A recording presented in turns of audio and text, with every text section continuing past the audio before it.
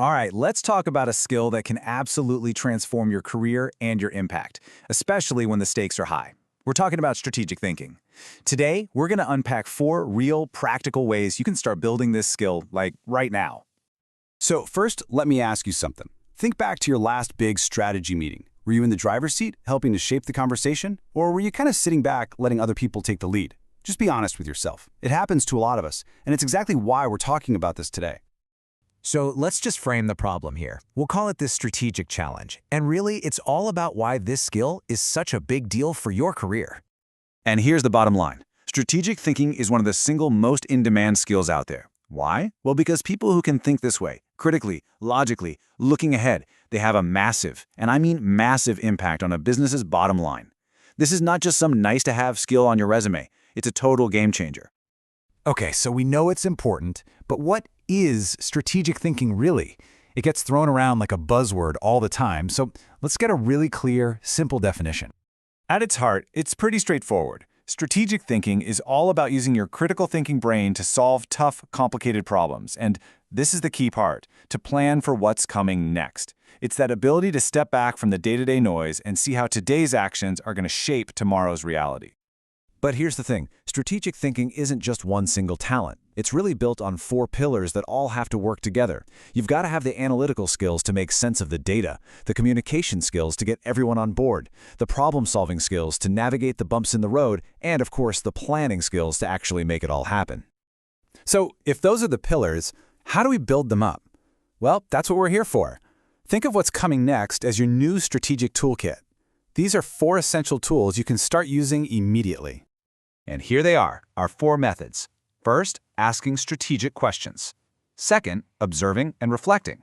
Third, and this one is fun, considering opposing ideas. And fourth, embracing formal training when you need it.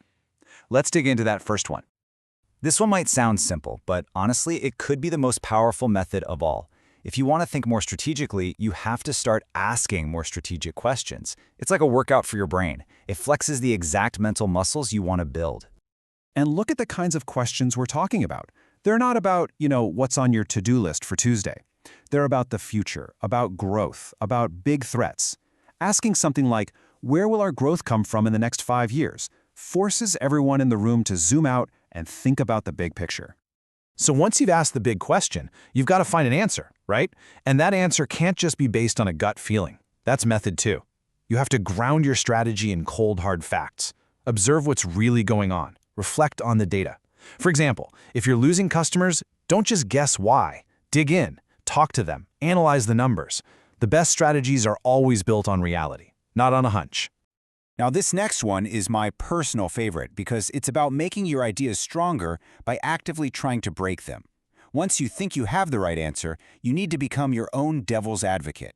Ask yourself, okay, but is there another way to look at this? Or what are the hidden weaknesses in this plan? This isn't about creating self-doubt. It's about pressure testing your ideas so they become bulletproof. And finally, let's be practical. Sometimes you need to speed up the learning curve. If you're trying to get that next promotion or your company is facing a huge challenge, don't be afraid to look into formal training. A good course can introduce you to powerful frameworks and proven models that can help you build out your strategic toolkit way faster than just learning on the job. So these 4 tools, asking questions, using data, challenging ideas, and formal training, they're all incredibly useful. But using them consistently does something much bigger than just giving you new skills. It helps you cultivate a whole new way of thinking, a strategic mindset. And if you take away only one thing from this whole explainer, let it be this. The real goal here isn't to learn what to think about one specific problem. It's about learning how to think through any problem. It's a superpower you can apply to literally everything. Because when you have that mindset, it's like a switch flips in your brain. You start seeing things differently. You become the person who spots the opportunity that everyone else missed, who sees the challenge coming before it turns into a crisis, and who can build a real plan for the future. That is the true power of strategic thinking.